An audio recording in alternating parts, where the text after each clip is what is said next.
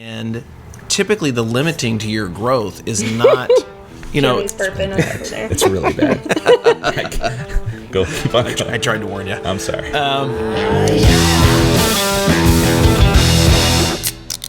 Hey guys, welcome to Last Call for Plastisol. I'm Jeremy Ray. And I'm Christy Rossi. And today on the show, we are going to have a talk with Aaron Blank from Blue Ridge Screen Products. Yes, I think it went really well. Yeah, I thought it did too. He's a wealth of knowledge, and so I really wanted to talk about that. But first, I wanted to talk about something special that you were doing for Graphics Pro magazine, right? Yes, I had the opportunity to write an article on women's wear trends for the May issue of Graphics Pro magazine. That's awesome. So, when is that going to be out? May. May?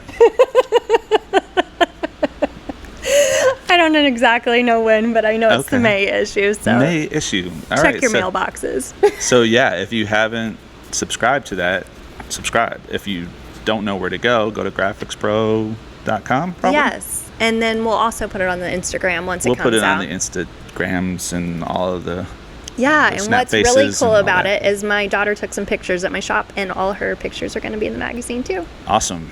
So May is going to be a busy month. Yes. And I'm excited. So first, before we hop right into that episode, I'd like to spend a minute to talk about our sponsors.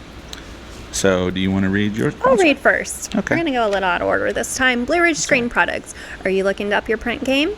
Are you wondering if there's a better process to improve your overall print? Are there better products that can help you produce more in a shorter amount of time? This is a lot of questions in a row. This is like my brain. Yeah. Talk to one of the textile print advisors at Blue Ridge Screen Products and see if they can help you improve your print game. Or just go to their website, www.blueridgescreenproducts.com, and shop for some of the best products in the industry. Use Last Call 10 at checkout to receive 10% off your first order. Start partnering with your textile print advisor today. And so when you listen to this show today and you listen to all the wealth of knowledge that Aaron gives out for free, you can call him and keep getting free stuff. You can call get free stuff from him, and you also get 10% off using Last Call 10. So perfect opportunity for you to try out Aaron at Blue Ridge Screen Products. He's got everything. He's got great screens, great ink. Great suppliers, yeah, and a lot of great knowledge for the industry. So you know who else has knowledge of the industry? Monarch Color. Good transition. Monarch Color Corporation manufactures some of the highest quality and most innovative Plastisol inks currently on the market. Monarch offers a full line of ready-for-use inks and finished ink blending systems and pigment dispersion blending systems, all of which are available at standard and low cure temps. Interested in giving Monarch a try? Head on over to monarchcolor.com to take a look at the product offerings and check out our distributor page and find out the distributor near you. And if you are in Charlotte, it's the guest on our show today. Blue Ridge Screen Products. Monarch Color. We're ink people, and we know color. Boom. That's gone. PMI Tape is our final sponsor. PMI Tape does something pretty cool, and they sponsor our What's on Press Wednesdays. Yes. And so, and they also... they're just really cool people to be associated with because Absolutely. Why? Because they care about our industry.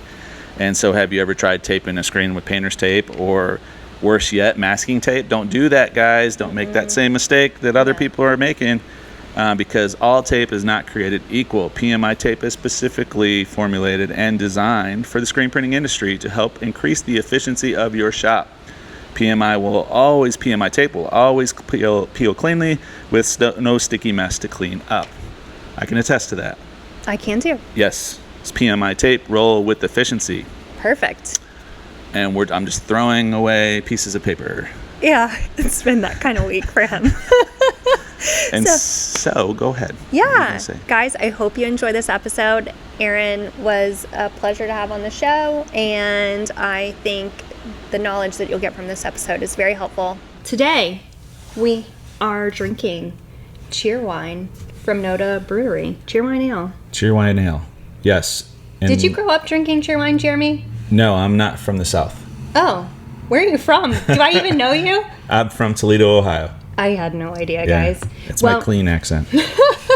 We're drinking Cheerwine Ale, and we have Aaron from Blue Ridge Screen Products today. Jeremy, Do you want to introduce? Sure, absolutely. Yeah, hey. So Aaron is you used to be the vice president of operations, maybe, at Monarch Color? No, vice president of sales and marketing. Vice president of sales and marketing at Monarch Color. Mm-hmm. Him and his wife, Rebecca, live in Charlotte, and he is now the proud owner of Blue Ridge Screen Products. Yep. In Huntersville? Yeah. Huntersville, North Carolina. Welcome, Aaron. Well, thank you. Welcome.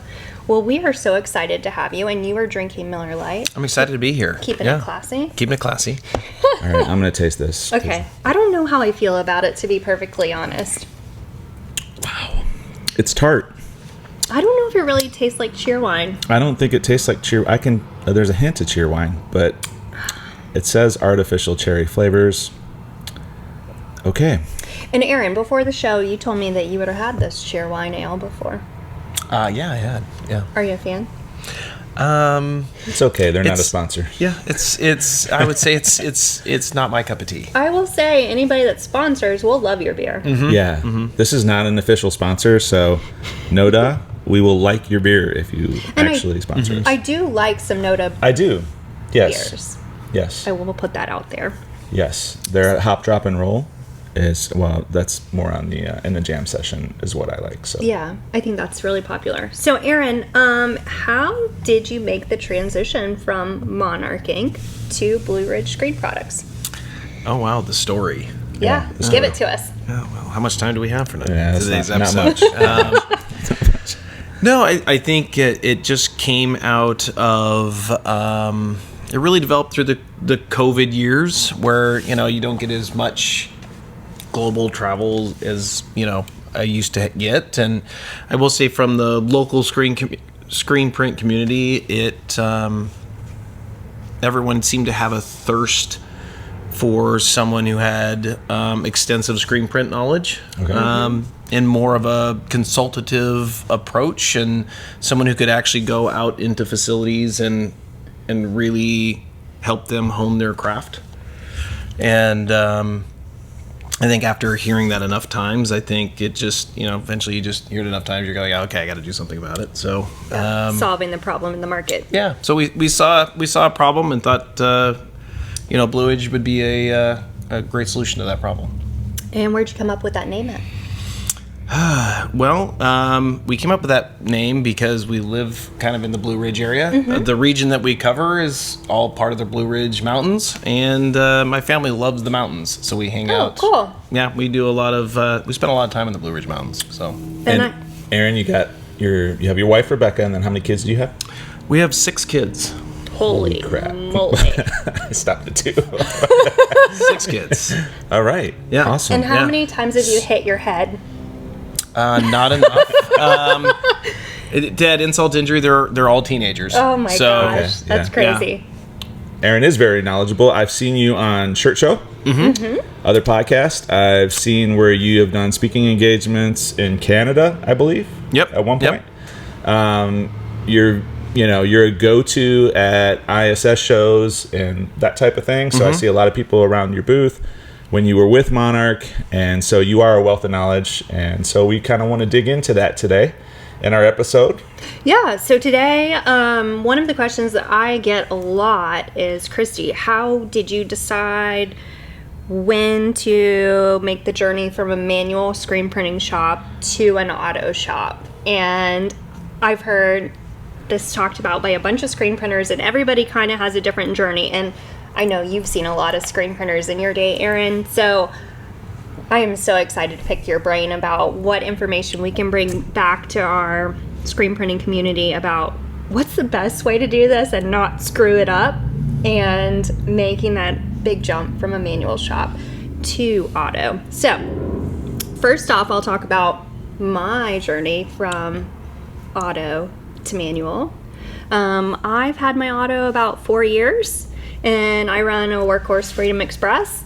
I picked that one because it was the one that could fit in my shop because we're tight spaced, about 1,000 square feet. And I just kind of took my distributor's word for it that that's the one I should buy, and didn't know what else was out there or anything. We just went for it. And It was a bumpy transition for us and a really steep learning curve.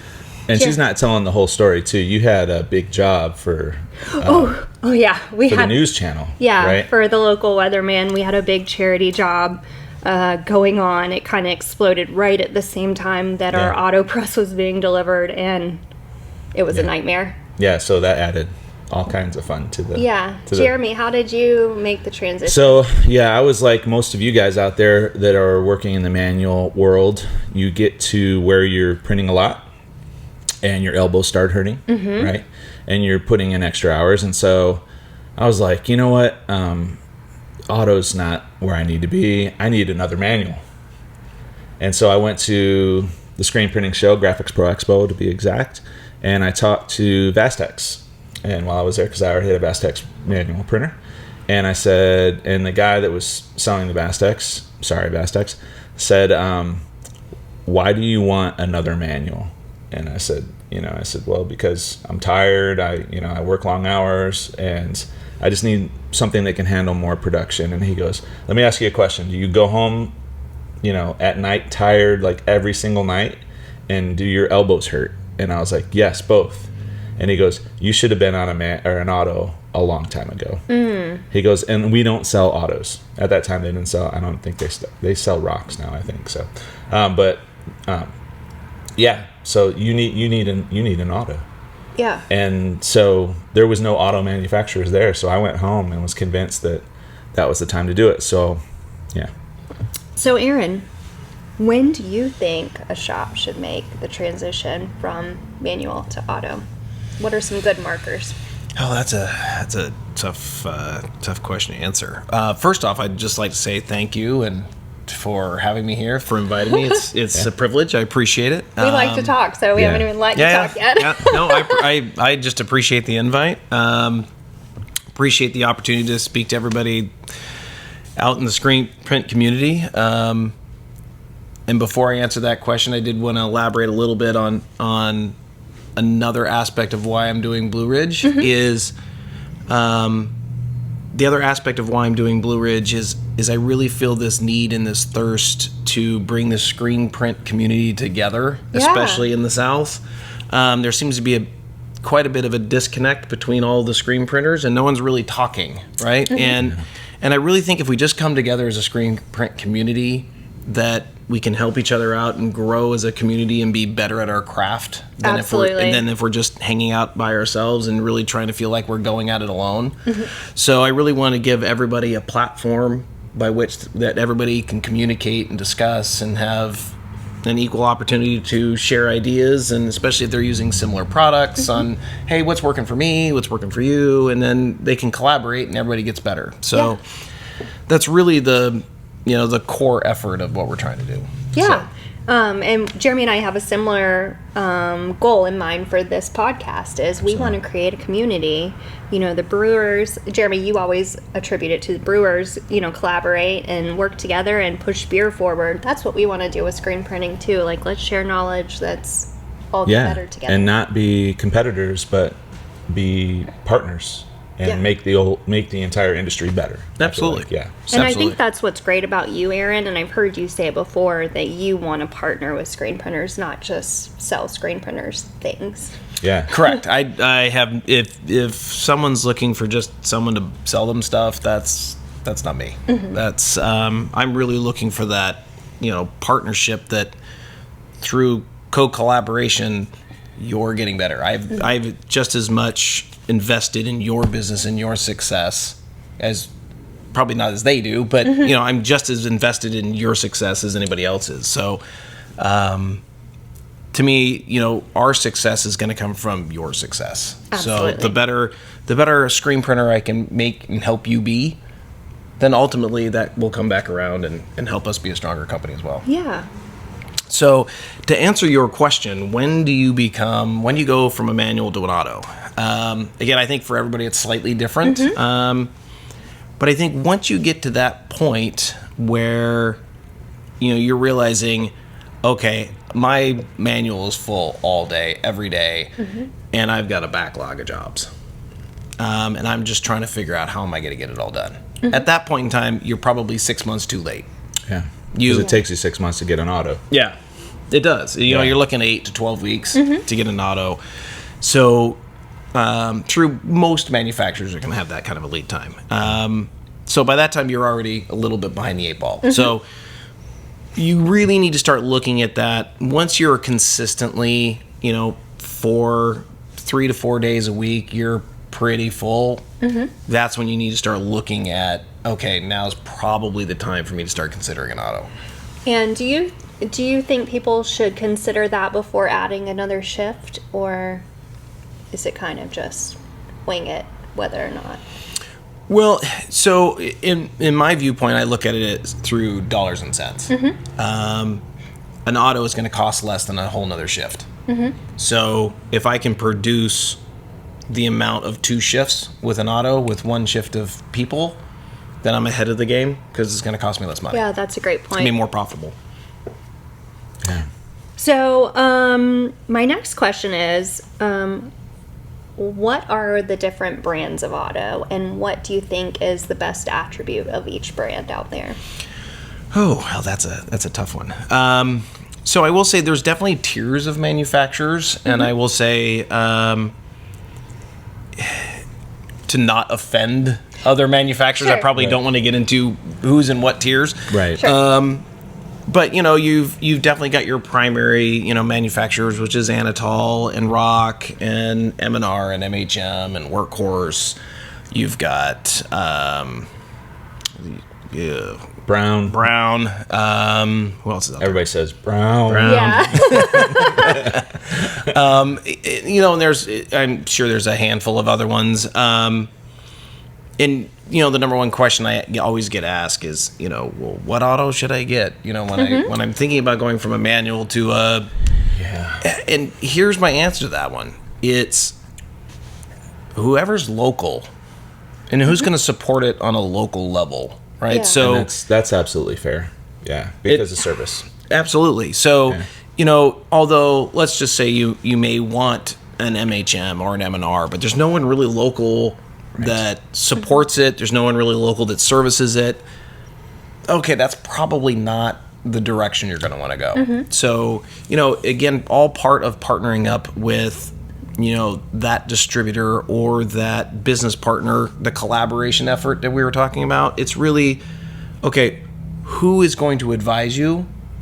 And then who are you going to partner up with? And then what brands do they carry is really where you want to go with that question, I think. Or with that answer. Well, the one thing I want to ask is, and I feel like I know the answer to this, but you have to should you consider facilities? Should you consider electrical? Should you consider further growth?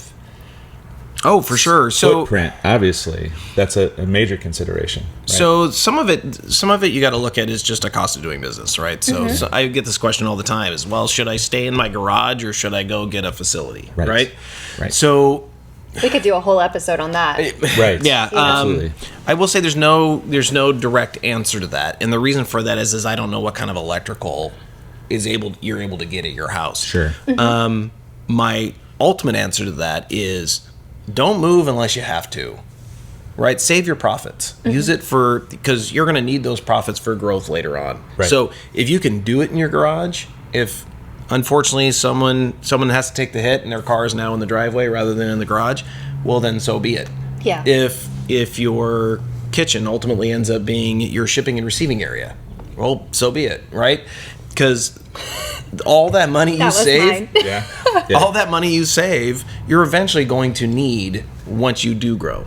Yeah, and there are successful businesses, so don't think that you got to move out of your garage. There are successful businesses that run autos in their garage. I'm sure you can. Ryan Moore, I think, talks about him in his Made to Make It book. And there's some successful shops. You can look them up on YouTube that do water-based out of their garage. Yeah. They still work out of their garage. So that's not necessarily that footprint. Yes. Footprint's a huge thing because you can't stick an auto in somewhere it doesn't fit, right, Christy? Well, you can try. You can try. You might have to tear it on the wall, right? Yeah, I actually cut the wall out, but we didn't have like a roller door to our shop, so we actually cut the wall of the outside of the building off, put our auto in, and then got the wall reattached. And that was really hectic because I didn't realize it wouldn't fit and through I bet the door. the landlord loved that. Oh yeah. Well, and that's as strange as it sounds. I pay my rent. I get that question a lot, though, right? So, what about my basement? Will my basement work? Oh, I don't know. Show me show me the layout of your basement, and then we start looking at the basement, going, okay, well, space-wise it works, but okay, where is shipping and receiving going to come into your basement? How are you going to make that happen? Where's the UPS driver going to go? And if that's not easily accessible, okay, then that may or may not work. And I actually, I mean, this is important because I was small enough to where I thought it was okay to be a shop. If I'm just shipping stuff, great. But if people actually have to pick up local, and I'm at my house, do you really want people at your house picking up stuff? I don't. Yeah, and does your HOA allow that? Right. So there's all those types of things to consider as well, right? Just the no-brainer stuff on top of just the technical stuff, right? Oh, for sure. I mean, if the press you decide to go with is a pneumatic press, okay, well, yes. Is your HOA going to allow an air compressor on the outside of your home or the inside? I mean, and then you got to think of, okay, if I've got a family, do I really want an air compressor going off at 6 o'clock at night? You don't. No. I feel like we could do a show on moving out of your garage too, right? Yeah. But those major considerations. You did mention at one point cost savings, like taking into consideration like saving money down the road. There is a definite benefit, even though there is a cost to buying an auto. But what's that is there a justification like in that cost as to like future business? Like, at what point is it a deficit, or what do they call that? It's detrimental to your business, or at what point is it actually better for your business? Is there... For us, it was just our elbows were hurting too and all that kind of stuff. We just weren't enjoying printing anymore, and I really wanted a more consistent print, even when people were tired. But I bet there's people out there that are sitting there going, I just can't afford it. Oh, yeah. Yeah, right? That's scary. And it's scary, right? And what if the people don't come? Right? What if I can't get the business to get it running? Oh, well, I will say, if you can't sell, you should not be getting an auto, in my opinion. Right. So. Well, see, I look at it from a different point of view, which is, if you're to the point where you're considering an auto, you're already there, right? That's a good point. You already have a business established, and typically the limiting to your growth is not, Johnny's burping over there. It's really bad. Go, keep on going. I tried to warn you. I'm sorry. So, some of the limiting factor of your growth is ultimately the limiting factor of A, the amount of colors you can do, or B, how fast you can get something done, or your consistent print, right? Where, hey, if your quality of print was more consistent, we would give you more work. So I think that part of the business is already there. So if you're considering it, your business is already structurally there, right? Otherwise, you wouldn't be considering it at all. Well, I will say, I think that's the truth for most reasonable people, but I've run into some people in the screen printing industry that just think it's cool to have an auto, maybe before they really have the business there. I call it screen printer posturing. Every time I go somewhere, it's how many autos do you have? How many employees do you have? And I'm like, none of those things really matter. It's how, you know what number I care about? How profitable I am. That's right. Yeah. And I totally get that. Like, are you a big shop? Are you a small shop? What does it matter? Yeah. It doesn't. You're in business. You're doing well. So don't try to compete with bigger shops just because you feel like you're smaller and you feel like you have to be bigger. It's not necessarily true. Well, and I think, part of it too is the creation of your own identity, right? So you can't be another shop because you're not that shop. You're your own shop, right? So what culture are you developing within yourself? within your own business structure, within your, what's your brand going to be. It's not someone else's brand. So that's the great thing about screen printing and the screen printing business is everybody has a different identity. Right. And so you can't really compare yourself to anybody else because everybody's got a different identity. So because of that, everybody's unique, which means they attract very different customers because everybody's got a unique My customer base is completely different than Jeremy's. Yeah. Mostly. Except we have a couple of Yeah, mutual we clients. share some customers, and that's cool too. Yeah. So my next question is about, I run a pneumatic shop. I run an electric. An electric shop. Yeah. Okay. I have one pneumatic thing. So what would you say are the pros and cons of each kind of pneumatic versus electric? Weirdly enough, I've been having this conversation a lot this week. There's definitely pros and cons to each. I guess from my point of view is now that, I will say the electric or the servo-driven press isn't really under wraps anymore. I think everybody's very aware of that type of press that's out there. Yeah. And I bought mine, I had no idea. No, I get that. Yeah. I get that, right? But now that everyone's been made aware of that, I guess I go the other way around. Is why would you ever go pneumatic? Right. I guess that's someone asked me the other day. They're like, okay, well, why would I ever go electric? And I'm like, well, now that you know about electric, why would you ever go pneumatic? Yeah. It's just, it's especially if we're looking at going from going from a manual to your first auto. To me, it's the old KISS method. Keep it simple, stupid. I need it to be as basic as possible. Yeah. Right. And the reality of it is pneumatics do take more maintenance. You've got to, it's just part of a pneumatic press. I mean, you can attest to that. It's loud. It's loud. Right. You've got to have an air compressor. You've got to have a chiller. Now, I will say with my air compressor, because it's like a Mac Daddy air compressor, when old men come in my shop, I love showing them my air compressor. Right. Because they think it's super cool. Yeah, no. And there's guys that get geeked up about like a ball screw, compressor versus you don't have a ball screw. Well, I don't even know what that is. It's an engineering thing. It's mechanics love it. Get car guys. So what I do want to say, real quick, is you guys that are out there watching, you're probably going, oh, man, I really want to rock, and they don't have an electric, or we're trying to steer you towards away from a rock and maybe to an Anatol or an M&R or a workhorse or whatever else. Well, here's the thing, guys.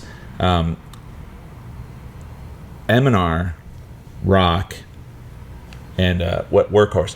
Don't think that they're not waiting for Anatol's, little patent to run out, because it's gonna run out.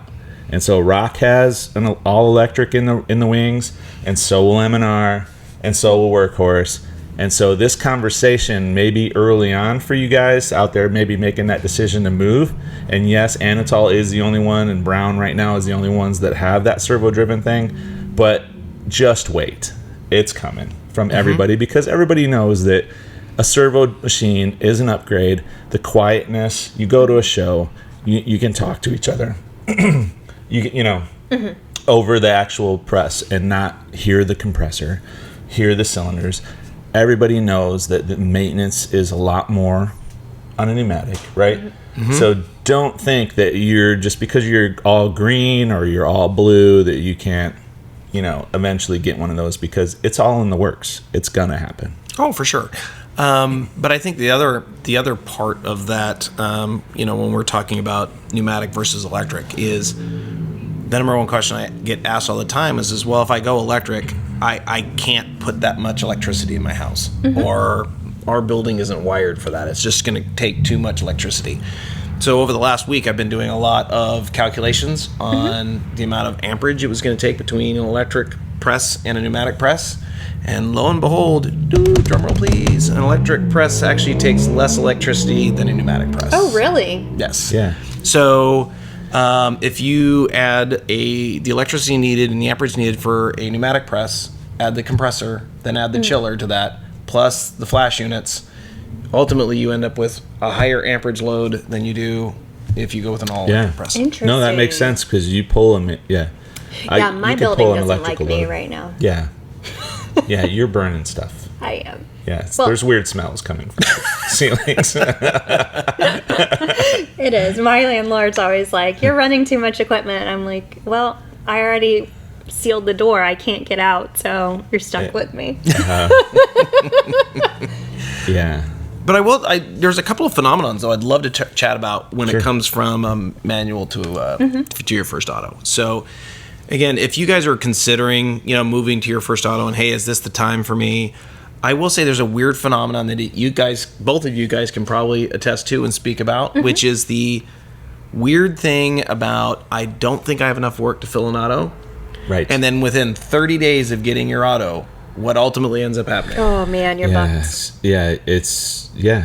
You end up. It's the whole Kevin Costner, Field of Dreams. If you build it, it will come. What I will say is when you have the auto completing the work faster, you have more time for sales, so you're selling more. Right. Absolutely. Your Right off the bat. efficiencies go way up. Oh, for sure. Yeah. But I just find that's an interesting phenomenon that everybody asks me. They're like, well, I just don't know if I have enough work. I'm like, trust me, within 30 days. Yeah, that like, thing am will- I going to be able to fill this machine? I know that I'm on my second auto, and that's not bragging. That's just needed, and I'm like, holy crap. I mean, now I need an auto coder. Now I need an auto... Right. Yeah. Like, so You've opened Pandora's box. I've Yeah. opened Pandora's box. Yeah, and man, that might not be the case for everyone, but Yeah. for sure. And that's a good thing to talk about too, because like I with one auto am trying not to open Pandora's box of getting so big that I need all this additional Right. equipment. and But employees. How's that and working out employ- for you? some days I don't like my life, You got friends. That's but other the days whole I point. do. Yeah. That's the whole point of this podcast is to make friends so that Yeah. you don't have to do it all yourself. Right? That's Yeah, I do broker out a lot of work too. Awesome. So Yeah. Well, and that's also something to consider as you start looking to move from a manual to auto is, okay, how much of my work am I outsourcing? Mm-hmm. How much am I actually able to do in-house versus outsource? And if I'm outsourcing quite a bit, or especially if it's on the weekly basis, then okay, hey, you're probably already behind the 8 ball. You probably should have already gotten I one. think that's a really good point too, is like before, like if you're considering an auto, instead of saying no to jobs, make sure you start brokering some out. Absolutely. So you have that business ready to go once your auto is up and running, and then you just stop brokering it out. You have Well, and it that there. also helps you to decide what type of auto you're going to get and how many stations you need, That's right? So a good point.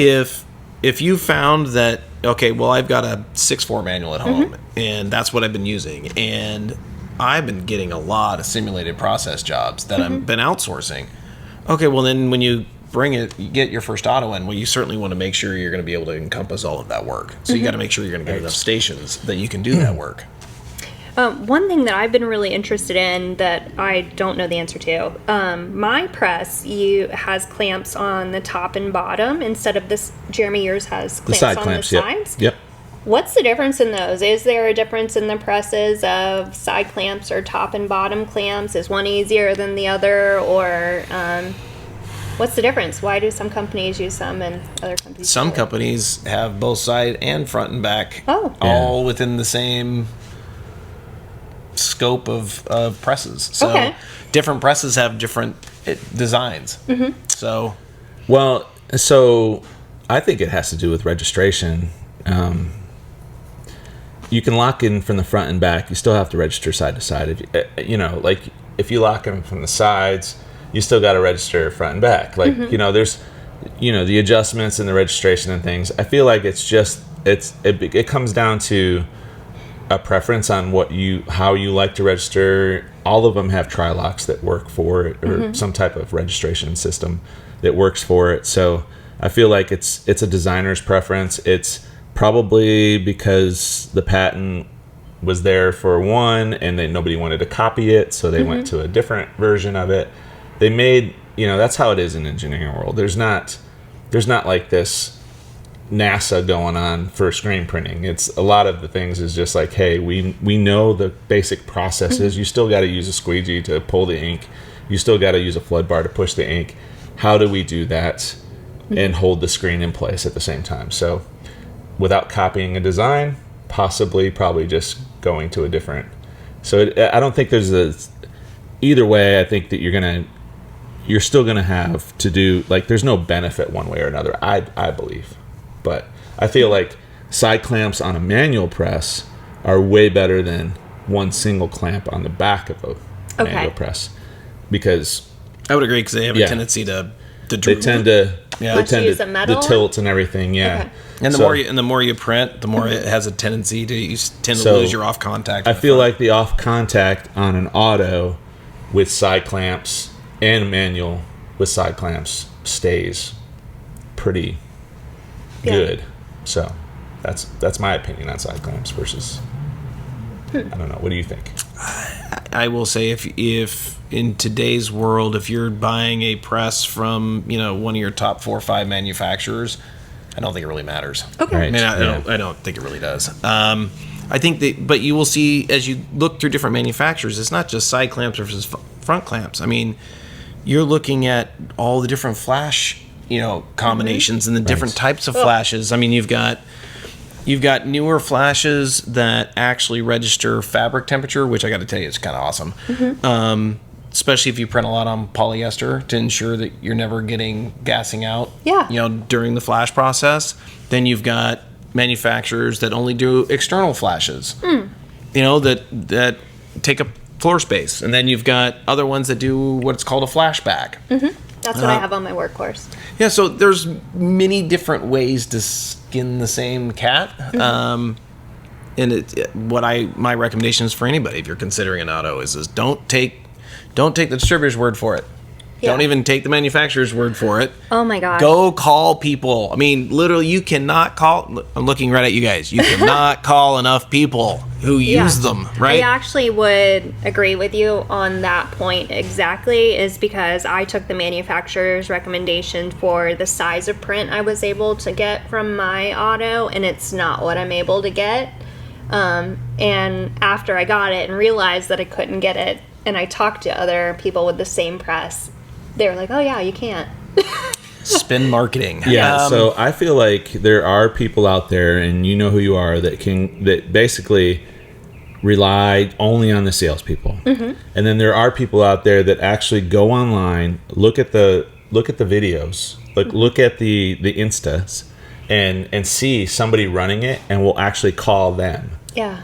Look up their shop, call them, and go, hey, I see that you're running this machine. What do you think? What do you like about it? What do you not like about it? There's going to be pros and cons to all of them. Right, exactly. I had a guy, I posted a Stampinator picture of me and a Stampinator, because I absolutely love the Stampinator. And your number one fangirl. I'm a fangirl of the Stampinator. And I had a guy that day go, hey, I'm on a 2-hour drive. I ordered a Stampinator. I'm having second thoughts. Talk me off the ledge. And I'm like, there's no second thoughts with that thing, man. You just don't and so that issue was taken care of pretty quickly. But there's people that do their research in 2 different ways. I feel like, and no offense, salespeople, I feel like you don't always just go to the salesperson. You do your due diligence, right? You go to the experts. So, I would say that then I'm a little different than everybody else. You are a little different. You're in a lot of different ways. But no, sticking that knife in when I can. But no, I am one of those. Don't take my word for it. Let me give you a list of 5 people that are running this press, and and you have sent people to me. Yeah, I've sent people to you. I'm in the process of sending someone to you. Yeah. And I will find of all the different brands. Look, if you're considering that brand and that's what you want, great. Go talk to 5 people that run that one. Find out what's good, bad, and ugly about it, right? Yeah. And about every single one that you're considering. Because again, I'm not using it on the daily. You want to talk to people who use it on the daily. I think also, if you're at that point and you haven't been to a trade show before, like ISS Long Beach, it's worth the money to invest ahead of time before you buy the auto, and go look at all of them at ISS in person. Watch them go, talk to everybody, ask questions, because you'll be able to see the most amount of product in one place. Oh, at the trade for show. sure. So we just had the ISS Atlantic City. There is the Graphics Pro Expo coming up, but that's not necessarily screen printing. So I believe the next one is maybe Fort Worth. Possibly. There's an ISS Fort Worth, but then the big one for the South is going to be Orlando, is it? Or no, it's going to be Printing United Atlanta. Atlanta. Ooh, that That's sounds close. fun. Yep. When's that going to be? That one's Pretty this fall. Fall. Okay, cool. Yep. Normally we're that one's in October, I think. So, my next question is, a lot of people ask me about the lead time on the auto, and it's pretty extensive right now. And It can be, yeah. I know me and you have talked about it.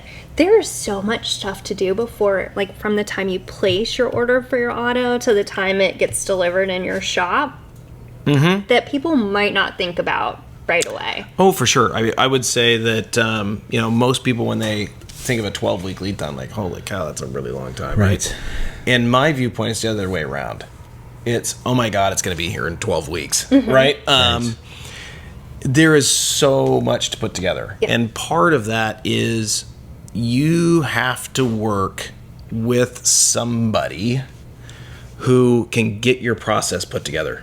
Because if you don't have your process put together before you get your auto, basically all the auto is going to do is compound the problems. Yeah. And here's a perfect example of that. We were is- like stepping over our auto to get our shirts done yeah, it's once it got there.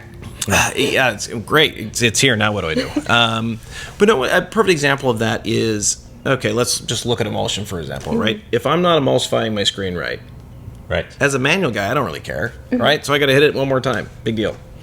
Well, you can't really do that with an auto.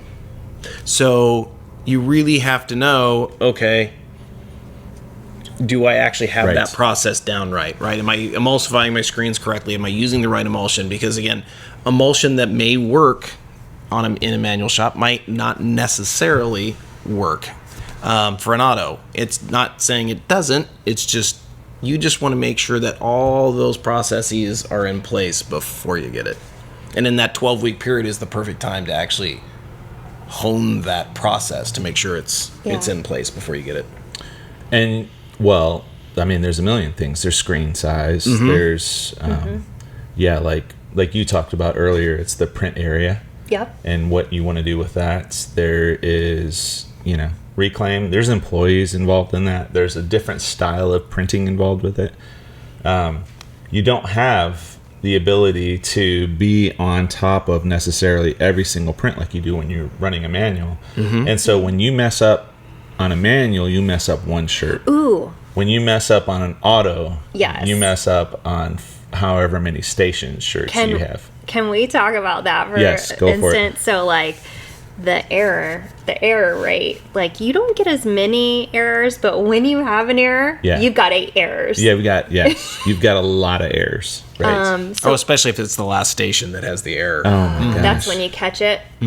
It's a headache and a half, I tell you. Yes. So. And, you're running auto, so you're flashing more often. You're auto flashing, basically. So you could burn one shirt or you could burn 12 shirts. Well, and that one's big too, because as you're running, sometimes you have to turn your flash down because you're running so much, everything's hot. So I don't need to flash for 5 seconds anymore now. I only have to flash for 3. And that's not to turn people away from autos. It's just some of the things you learn along the way when you do move to an auto, right? And it heats up my shop quite a bit more. We have air conditioner, and when that flashback is going and we're jamming, it's hot in there. It's our diet plan. Right. Absolutely. Sweating to the oldies. Sweating to the oldies. But that's something to think about. When we ordered our auto and the time it got there, it could not come fast enough, but we had to schedule the airlines to be put in the building. We had to schedule the electrical because we had to upgrade our electrical in our building. We also had to cut our door off our building to get the auto in there. Yeah, your auto manufacturer should send you a checklist, and they should not take your money until you fulfill that checklist, that you could actually do the things that they need you to do. Like, is your power 3-phase? Is it single phase? Do you have the room to move it into the door? How big is your garage doors? Do you have a dock? Right? Do you have all of these things? I did have a guy call me last week and said, hey, I've got the exact same setup as you and Jonathan from Golden Press Studio. What are you doing for your electrical, for your dryer? And I was like, well, Ooh, that's you know, a good point. and I was like, well, I'm doing this. What dryer do you have? And he said, I've got this dryer. And I was like, well, I don't have that dryer. And he said, well, the manufacturer sent it to me to run before they got the other one in because they knew I needed to be up and running. And they're saying I need 70 amps, and I can't even get 70 amps into my building, you know? And I'm like, you're just finding this out now, and your electrician's there, and your dryer's there. Yes. Yes. Like, I think this is common now. Yeah. Yeah. Mm-hmm. Yeah. There's a lot of uh-ohs along the way. Yeah, you didn't do your research, right? That's a really good point when you bring up dryers too, because when you get an auto, you need to kind of reevaluate a lot of your other equipment too. And I would say number one is, do you have the right dryer to support an auto? Because I certainly didn't. Yeah, I would say most people don't. And it wasn't brought to my attention, so I didn't buy another dryer. And then I had to wait on a dryer after my auto. Unless your auto manufacturer sells you a dryer too, or pushes that on you. It's important to have a salesman that knows. Oh, absolutely. This is that whole partner thing, right? So if you don't have someone who can, consult you on the process and on all the things to think about, then you need to find one. I mean, it's vitally important because it's going to save you so many headaches and so many mistakes along the way. A dryer is a perfect example of it. And I could say through our open house, when we had our open house here at Rock Hill, I gave a presentation on dryers, and I will say the response I got was unexpected. Just everyone was really frustrated in the fact that they felt that they always got a dryer that was undersized, and they weren't really educated on the dryer, on what you actually needed to produce the number of garments that an auto will actually produce, and the throughput difference, and the tunnel length and all of that. Yeah, correct. Yeah, the tunnel length. And then if you're running an auto and you're jamming on it, you got one person loading, one person unloading and throwing to the dryer, those shirts are going to go through really quick. So you don't want to be just waiting for your dryer. Yeah. And there's in dryer development. Nothing worse. And the dryer development has actually come a long way. I mean, it's definitely progressing. I think it's still slightly behind the eight ball in regards to where autos have gone, but it's catching up really quick. And I think every year newer dryers are coming out. They can do more in a smaller space. I just don't, especially if we start linking into a garage, right? We have some space confinements, so it's trying to maximize your dryer for the space that you got. Yeah. So it would be best for someone to the salesperson to actually come into your space and evaluate what would be the best dryer for the space, right? Oh, for sure. And as well as, as a business owner, you got to start looking at, the path at which your product's going to go, right? From inflow to outflow, and you've got to have a good inflow to outflow, and it's got to work from receiving to printing to drying to shipping. If it's clunky and it's not laid out right, it can get really frustrating really quick. Yes. Absolutely. I will attest to that. Aaron, we talk about you being a print advisor, and I know people talk about this all the time, but you really walk the walk. Walk the walk. How many beers have I had? No, that's right. Talk the you talk, walk the walk. Yeah, you're right. You're good. the walk. You just only had one. Two. Am I talking the talk or am I walking the walk? Both. What am I doing? Both. Okay. You do both, Aaron. So I met you. I haven't known you that long, but you have helped me tremendously in that time. You came to my shop. We talked about pressure on my press. We talked about screens. We talked about ink. You got me some new screens to try out this week. What has he helped you with? Aaron helps me with a lot of stuff. I've gotten a what is that thing called for the emulsion calculator? The little trigger thing. EOM calculator. The EOM calculator. Oh, Aaron's fancy. like, you have to buy this, but I'm telling you what, because I ended up getting a Grunig, a autocoder, and game changer, by the way. And Aaron helped me with that. And in doing that, he's like, you absolutely have to make sure, like the autocoder can do it only what it can do. You really have to make sure that your EOM is perfect, and so he helped me do that. Unfortunately, I lost it for a little bit and then found it. Too many beers. I found it in my refrigerator. So you want to have a laugh over that? Mm-hmm. Please do. That's probably because I'm 50, but maybe because, maybe I have dementia and more than your dog does. But yes, no, Aaron's helped me with that. Aaron's helped me with really there a lot of things. Washout booth area, tape, chemicals, web spray, emulsion, it's in itself, ink, press issues, all of that stuff. Yeah, so absolutely, Aaron's a big help for me. And Aaron's the kind of guy that will not only, and I'm pumping you up, bud. He's not only gonna see how red his face is. Yeah, he's not only gonna sell you something. He's going to make sure that it works for you no matter who the manufacturer is. That's true. And so I've put emulsion on. I've had problems with the emulsion. He's like, I'm telling you what, try it a different way. We tried it a different way. He called me on a Saturday morning. It's like, man, I'm not getting any sleep. We got to figure out this emulsion thing. So, so Aaron's become a friend in the process, and I really do appreciate you. And I think that, I joked earlier about him, being a wealth of knowledge and just making fun of it a little bit and poking fun at him, but the reality is he is. And so he's a good partner to have. So, absolutely. Oh, well, thank you. Cheers to you, Aaron. Cheers to you, Aaron. Yay. And I'm telling you what, so as we talk about how you can provide services to other people, like what's a good way to partner with you? Well, actually, I would say there's a couple of ways. If you're interested in finding that print screen advisor or partner where you're looking to either improve your game or looking to transition from a manual to your very first auto, you can either reach out to us via phone, you can reach out to us via email, go to our website. All of the information you can possibly see there. Instagram, pretty much any social media site has us there too. But the first step is always... I'm still waiting for your dancing reels. They're coming. They're currently editing. But no, I would say just take the first step, right? Take the first step. Just reach out and have a conversation. That's where it all starts. And as long as you're willing to have that conversation, then that's the start, right? Mm-hmm. But you can't start until you have that conversation. So I would say reach out via our website or email or call, as Jeremy can attest to. We're always available. So absolutely, yeah. And there are different levels for you guys out there at home. There's different levels of help that you can get. I would say there's a lot of you out there that have not even sure they need to be in the business right now, or trying to make that decision on whether or not this is right for them. I mean, Aaron might not be the guy you call for that. Maybe not.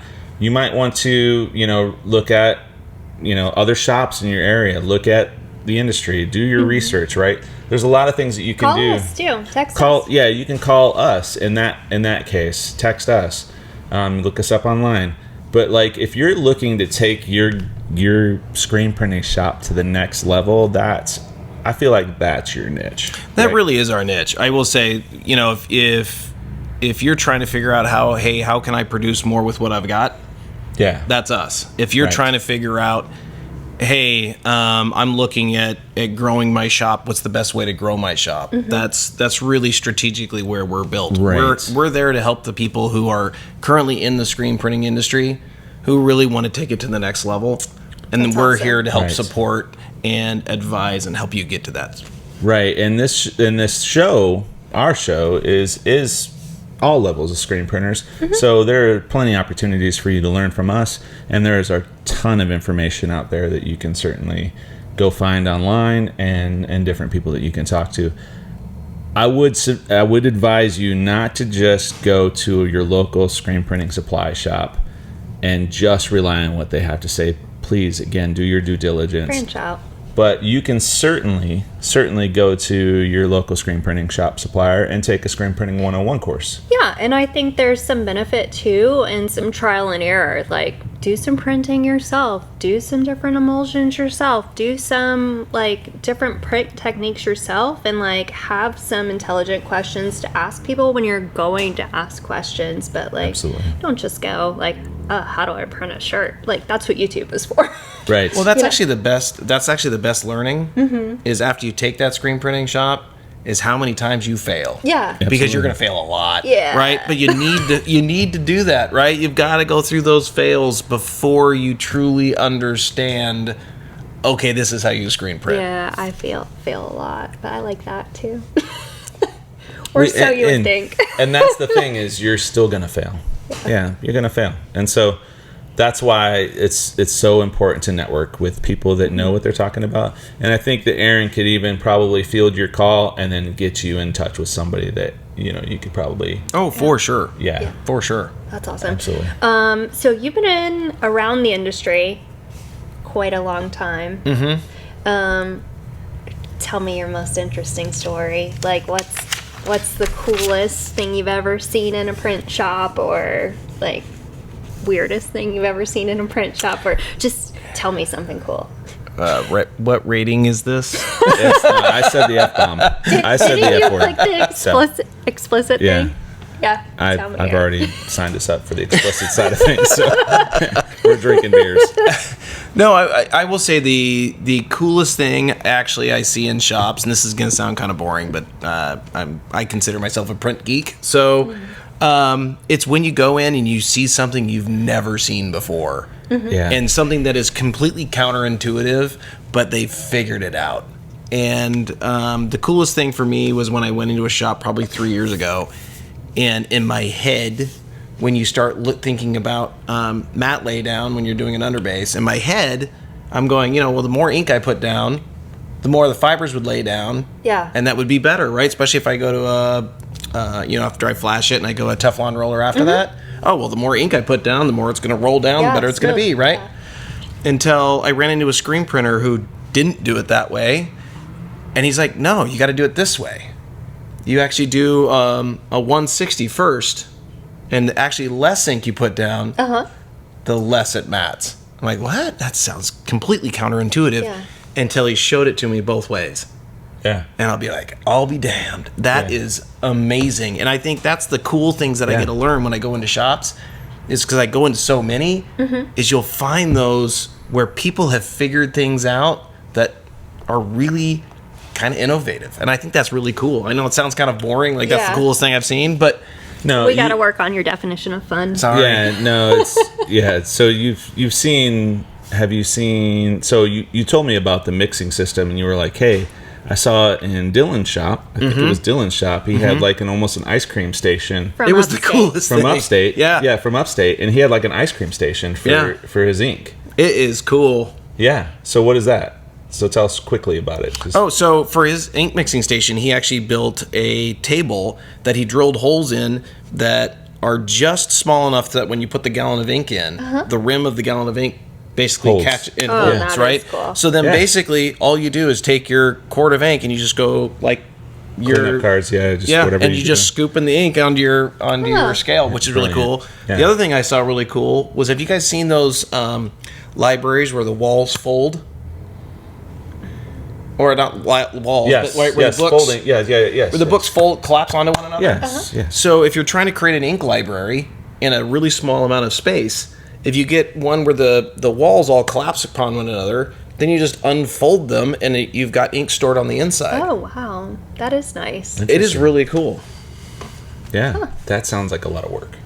It does. I But you're think an engineer. Dylan's dad actually. Yeah, he's super handy. Yeah, he did a lot of stuff for him, so that's a bonus. But that was a really cool invention. Yeah. No, gosh, I want to do that now.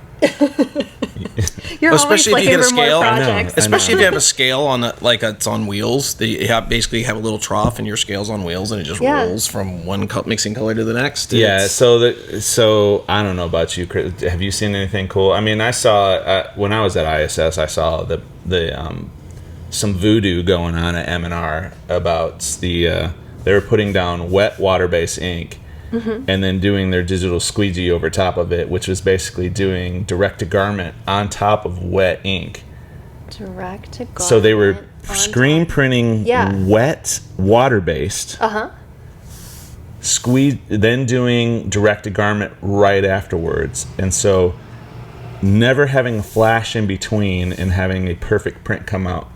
Oh, wow. And I was like, it's total voodoo. There's something going on. Like, Yeah. It's going in one door. There's mirrors. There's something going on. There's so much cool stuff going on right now. There's so much cool stuff. There was a post by the Board of Decorators, which I am on, Yeah. but their Instagram, where one of the previous cohorts, they posted, and it was someone did direct-to-film transfers, embroidery, and another kind of print, all on the same shirt. And I was like, what is happening here? Why can't they just make a decision? But the final product looked so cool. Well, I mean, Rock's doing faux embroidery, right? So at the ISS, I've seen it at ISS Long Beach and ISS Atlantic City. They're doing this fake embroidery with screen printing. It's cool, very cool. So there's a lot of people doing some really cool stuff. So but in shops, I don't know. I mean, some of it's cool. Like I've seen. Have you guys ever seen a mud print? No. I've seen where people are celebrating different food days and they stick food on the screen. So like it was Chili Day and they stuck chili on the screen and printed a shirt with chili. I've never seen that. I've literally That's never all over seen Insta. that. Yeah. One of our most popular Instagram posts is when we put chocolate chip cookies through the dryer, and people, I was like, cookie day, hashtag cookie day, and burnt people love pizza that. Pizza lunch. Yeah. I burnt pizza in my dryer. Just because everybody's got to try it. Yeah. Well, thank you for being on the show, Aaron. Well, thank you for having me. I appreciate it. Yeah, so this is the part of the show where we give you, the guest, 30 seconds. It's not really time, but give us your kind of elevator pitch. Give us where people can find you and all that information. And we're going to rate you at the end of this. Tell us about Blue Ridge Screen Products. Hold on, let me sit up a little straighter. All right. Ready to go. All right.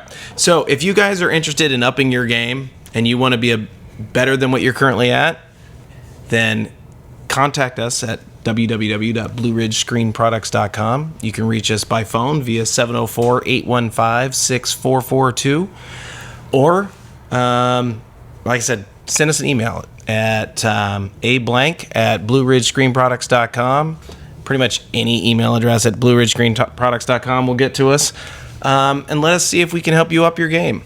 You're on Insta too, right? You're on Instagram. We are. We're all over Instagram, Facebook, soon to be TikTok with your dances. Soon to be TikTok with our dances. Yeah. Yep. You know, when you just said any email address will get to me, I feel like that's a challenge. Absolutely. Let's come up with the best email address for Aaron. As long as it has at blueridgescreenproducts.com at the end of it, it'll get to us. Yeah. Okay, so if you need to email him, this is the way to catch his attention. Absolutely. So I really appreciate it. Thank you so much, Thank you. I appreciate it. Yeah, man. Thanks, Aaron. Thank you. Thanks for having me. Nice. So we really want to thank Aaron from Blue Ridge Screen Products. He was wonderful to have on the show. Yeah, absolutely. What a wealth of knowledge. Yeah, absolutely. For sure. And I think we had some great discussion about moving from a manual shop to an auto shop. We didn't cover everything. No, it's impossible to cover everything, and that's why we have multiple shows. So we encourage you guys to keep on tuning in to Last Call for Plastisol for more of the topics that we covered today, but also more of the topics that are ahead to cover.